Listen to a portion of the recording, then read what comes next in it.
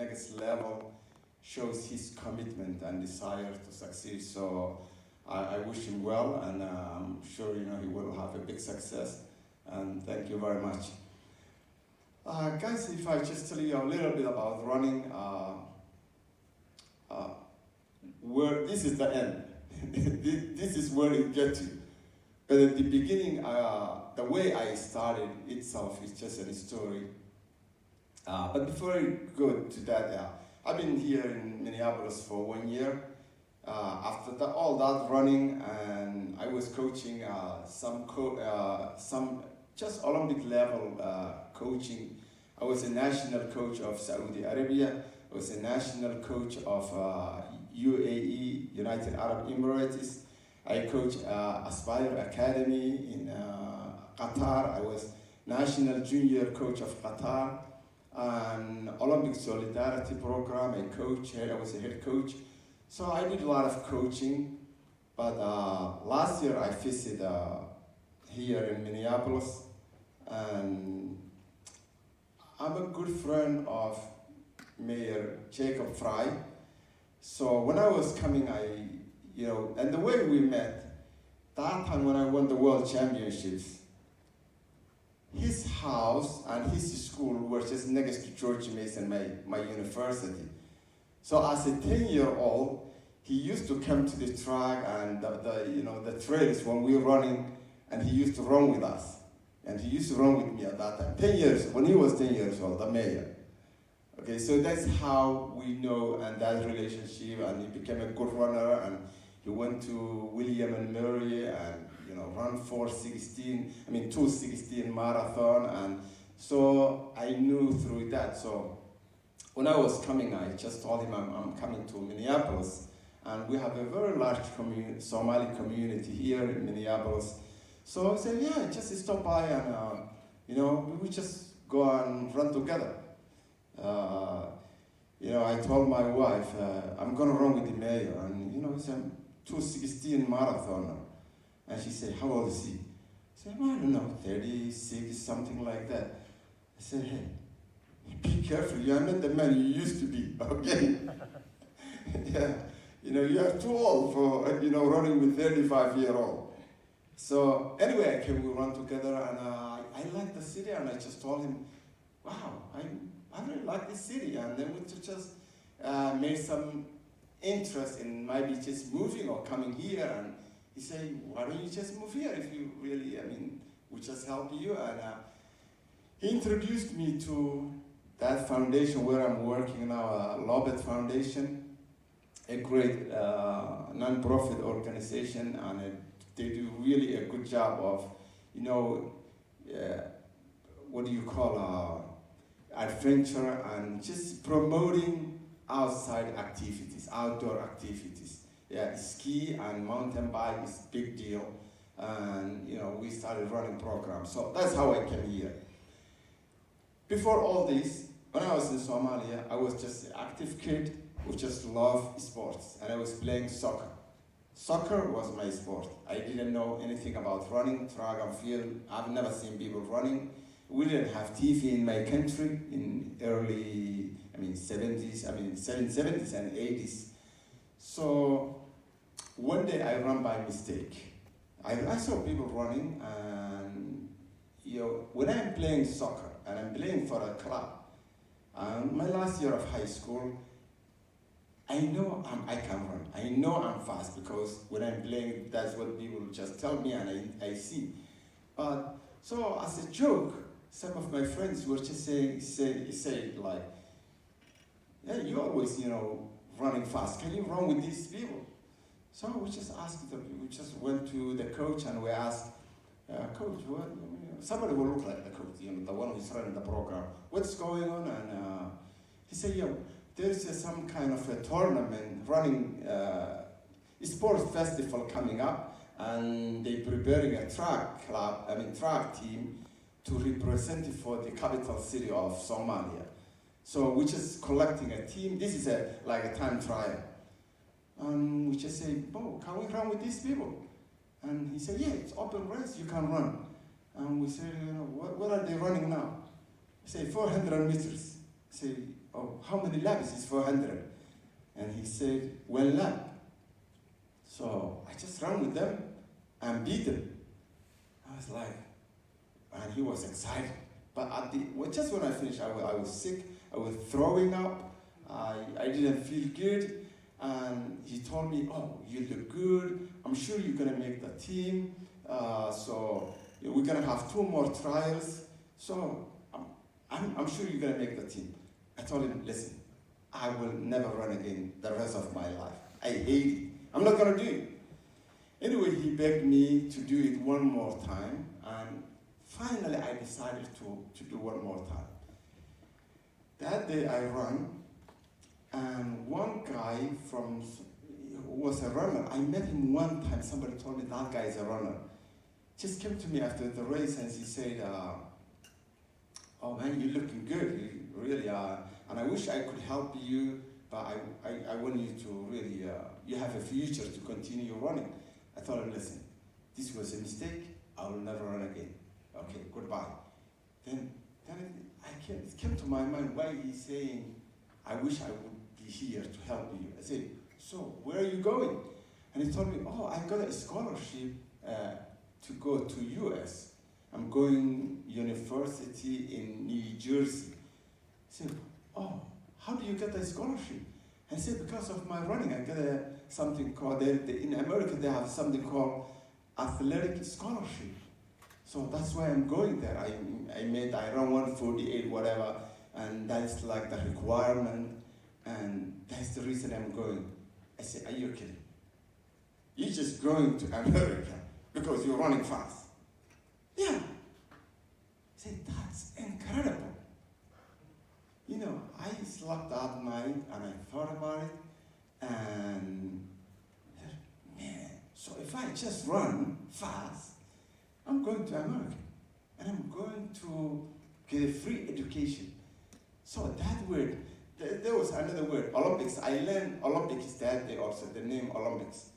So Olympics, the word that just came to my mind that whole night was athletic scholarship, athletic scholarship, athletic scholarship.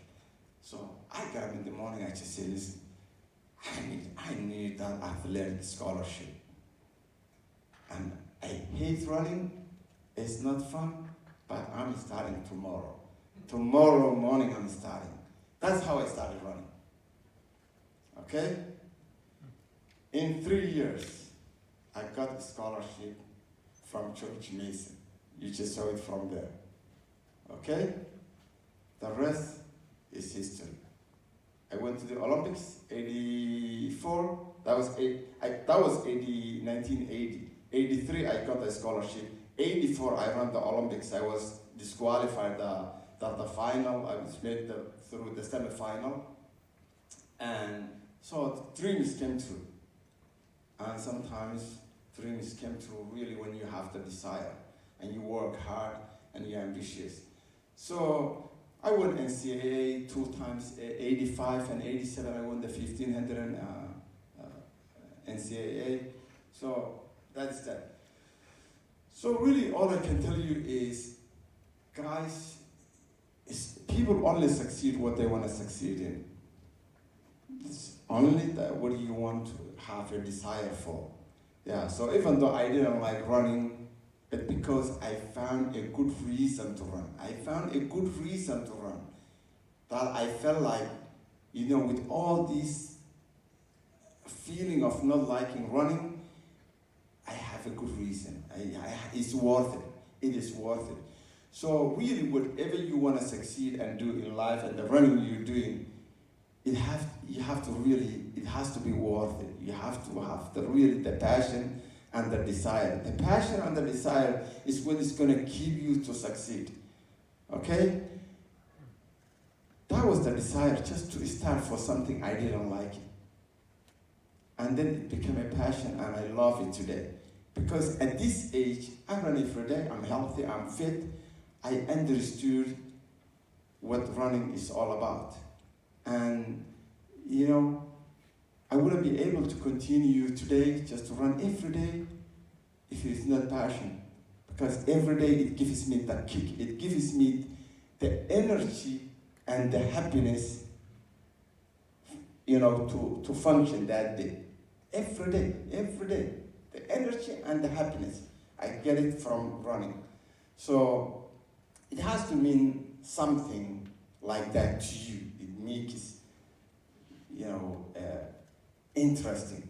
Some of the other things I get from running is, I get a scholarship and education and we travel the whole world. But one of the other most important things is, the people I met, the friends, the teammates, the people I met in Church Mason, the people I met before that, the people I run in my running clubs, are still my best friends.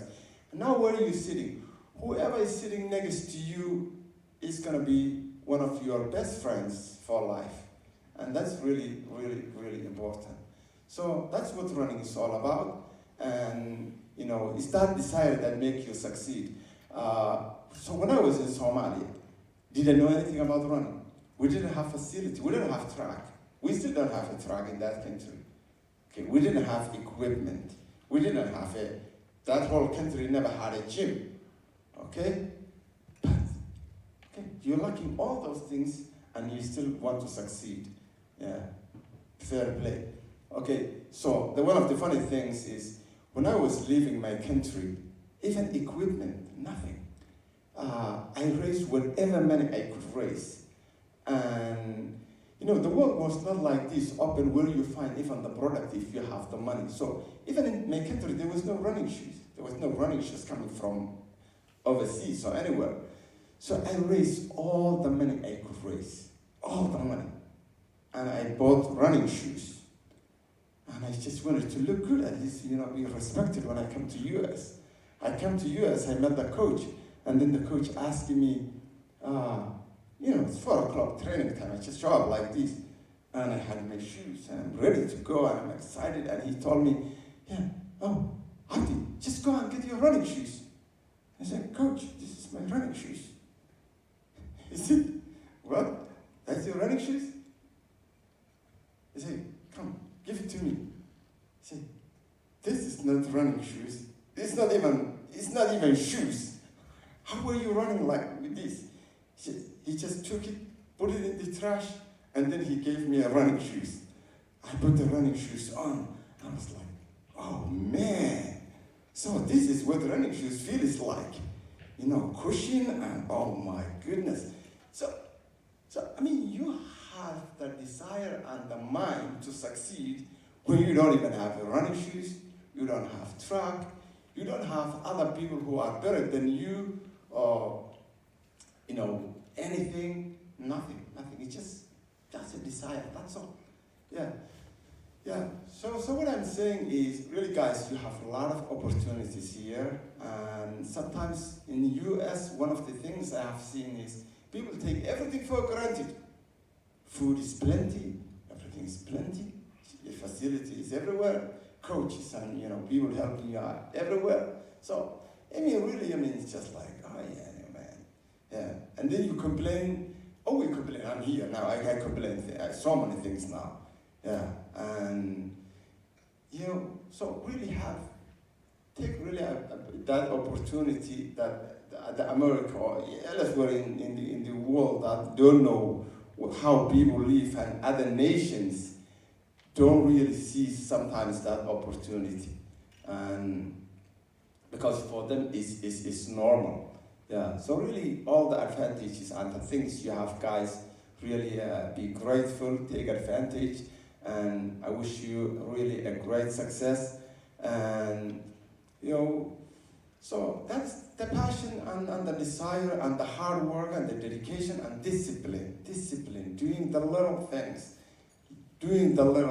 Just when athletes comes, as a coach, when I see athletes just coming to the running, and you see athletes who's just carrying his water, extra towel, extra t-shirt and a towel and water bottle, that tells you, he's organized, he's ready, and then you find somebody who just doesn't care much. So just doing the little things.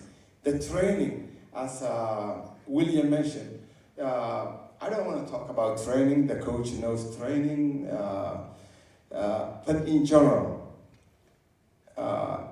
way we train back home, we train without having anything, without having gym, without having track. So we have to find a ways to do something that take us there without the equipment, without facility, without all that. So we learn a ways. So like some of the things we used to do a lot was hills. Hills, because hills was the substitute of weightlifting. We used to do hills of sand. So hills were really big part. But the whole thing, and as William mentioned, is the fitness, conditioning, fitness. You know, it's not the speed, it's not the track. You have to be fit. And fitness is completely something else.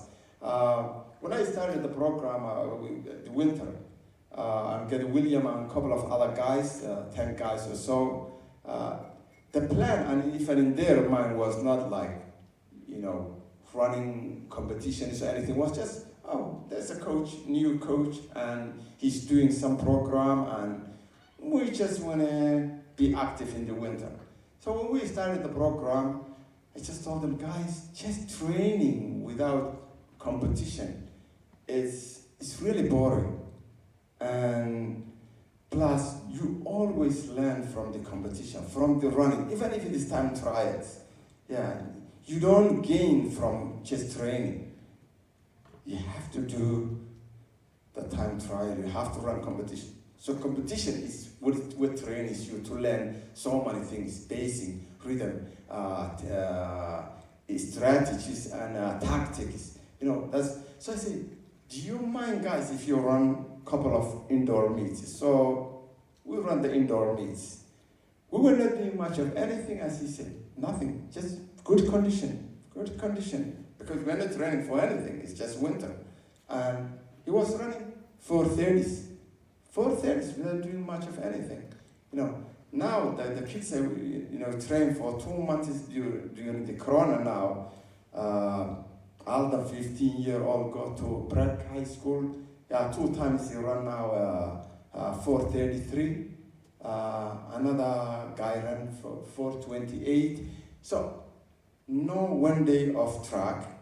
There is no 1 day of speed, track session, nothing. It's just conditioning. It's just conditioning. So you gotta be fit. Gotta be fit here in the core. Okay, so that's really the kind of the focus. When it gets to high level, then it's another story, but always the fitness is what's neglected. A lot of coaches and a lot of people do the normal training thing, you know, you do track, you do the 400s, you do the, you know, the K repeats, mile repeats, whatever. But sometimes you can do all that and still you are not fit.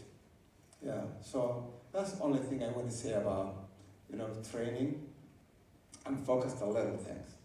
And really, I wish you all the best. You know, good luck. I think just instead of just keep talking, it depends. Maybe questions will get you the area where you want. Specifically, maybe you want to know something about running. Well, first of all, I just want to say, when I'm listening to you, I'm struck, and I'm glad you mentioned something about what we take for granted. Because I was struck by how many challenges you would have faced when you were young, and just how appreciative you were for a pair of shoes.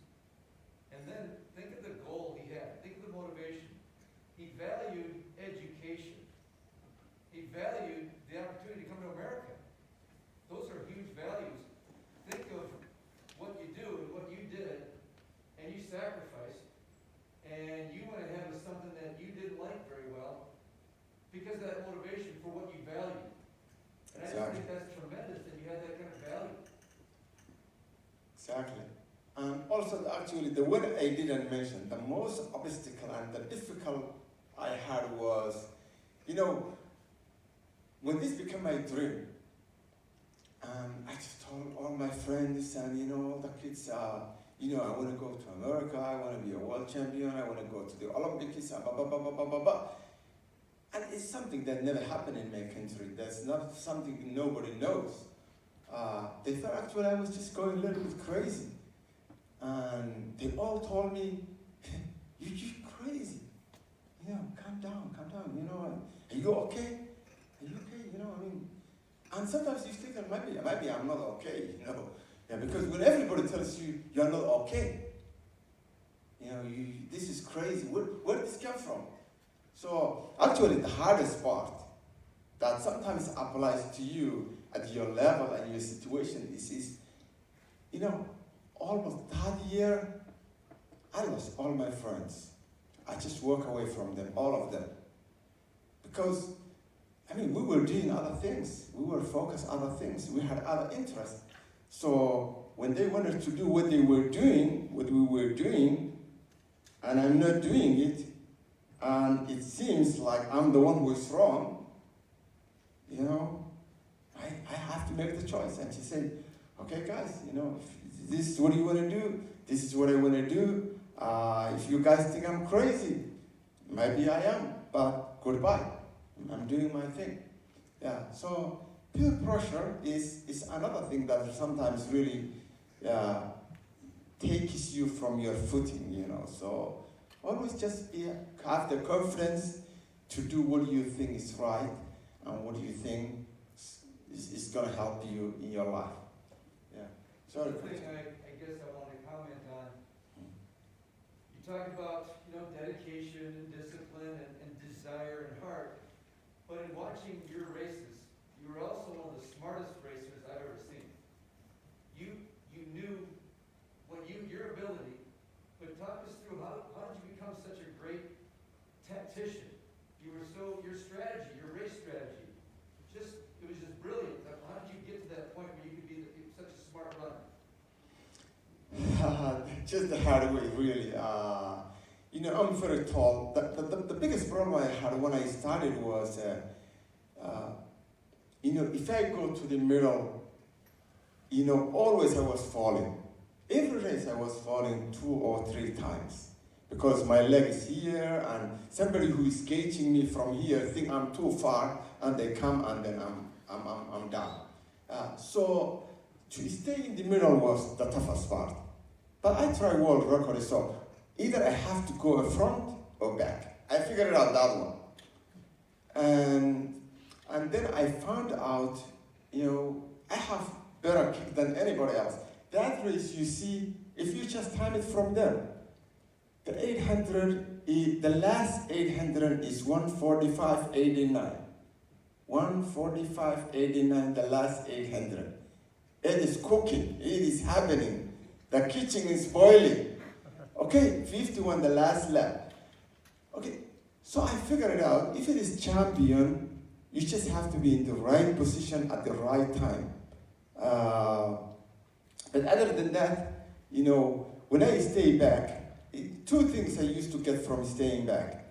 Number 1 was just to study the race. Actually, you just came to some kind of tactics, thinking like, this is how the race is going to be, this is what I'm going to do, this is my plan. So unless you're really taking the lead right away, you have no control of any of that.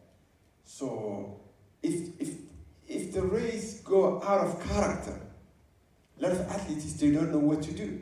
And you have to be just thinking and changing and thinking, this is going to happen. So that first lap, I can see what kids need. I have to put the gas in 145 because I see the first lap is slow. I see where everybody is at. So, and the first lap, second lap, really just to find in the middle and front is just a waste of energy. I save a little bit of energy just staying that back. But I was just right there, 1 lap to go. The guy doesn't have a 1 step ahead of me, and that's all I need. So I learned the hard way. Also, the other thing is, when I came, the coaches, and we all coaches, I'm coach now, we all make mistakes. And the other one, I emphasize this point. Most of the time, you have to know yourself.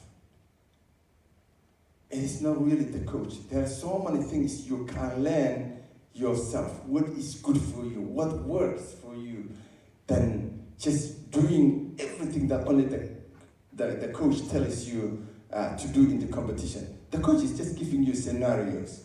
Yeah. If A, do this. If B, do this. If C, this. So you have three things in your mind, and then you see whatever place. So when I come to US, the first time I have seen a cross country. I'm 800 meter runner. The coach took me to a cross country. I've never seen cross country. Hills and grass and mud and I'm just new. I just arrived the country. And he showed me, you see that guy? Just follow that guy. Man, that guy just took off. I just followed the guy. I follow him. We just had a big gap, just the two of us. We came from a big hill. When we came out of the hill, all I remember was 800 to go. I blacked out. The race was finished. Like after an hour and a half or something, I opened my eyes. I'm laying down. All the teammates are standing around me. I have ice all over my body. And I'm like, where am I? What happened? I don't remember anything. 800 to go is when I lost remembering anything. So they told me I was zigzagging. I was running like this and, like this. And still, I don't remember. I came to the finish line. I finished the race. I finished number 8. And I don't remember that 800. So the coach used to tell me, so the next competition, we went to cross country. And then he told me, you see that guy? Another guy. He said, go with that guy. I remember the pain. I said, no. Cross country, I'm not going to go with anybody. So I stayed behind. I stayed behind. I let them go. And just paced myself, and he yelled at me a little bit, and I just come closing, and I won the race. I said, okay, this makes sense. So like my track competitions, the coach just told me, take the lead. So every race I take the lead. And then I just realized, just taking the lead every race is not the way. Yeah, so going back, doing other things, kicking from the middle, you just have to learn those things. So sometimes learn those things. The coach is just helping you. Like my kick, I don't want to just say that in front of, young people, but the coach, at the end, he used to worry about I may get late, about positioning myself.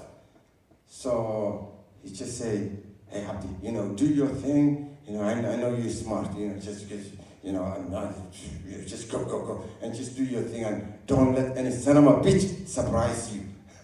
So you just have to be in the right position. So learn yourself and what works for you.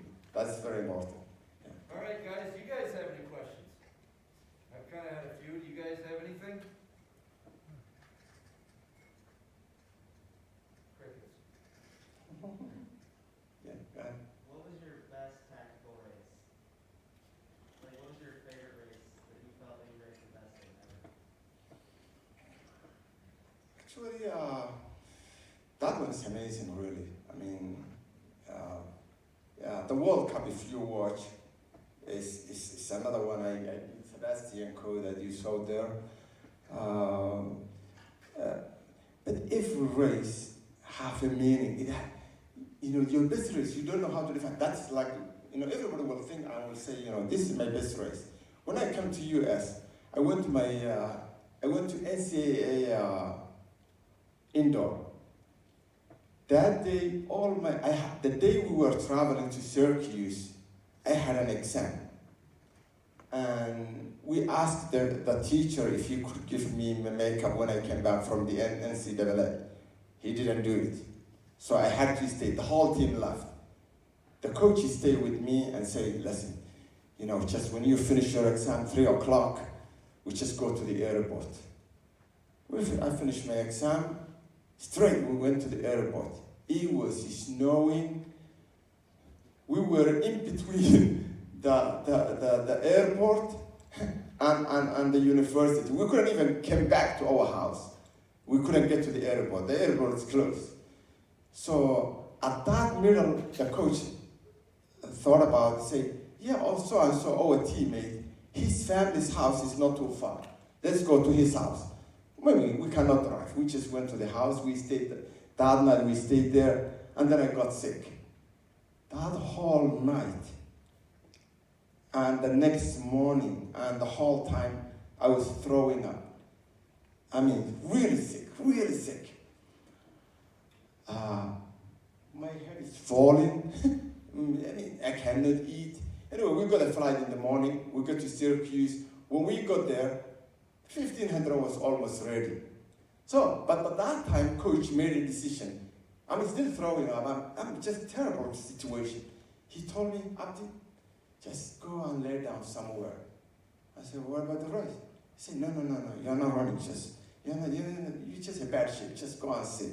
Just lay down somewhere. You want anything to drink? I'll give you ginger ale or something. I told him, I'm going to run. I'm here. That's it. I came to Syracuse all the way. Sickness is going to stop me. I'm going to run. So I went to race. And when I'm running, when I'm just hitting the ground, my head is just pounding and no energy, nothing. Anyway, and the sad thing was, I didn't know how, still everything is just coming together, how many labs indoor, mine is 8 labs, but some tracks are a little bit different even. So I'm just counting, And 2 laps to go. I kick like this. I thought it's 1 lap to go.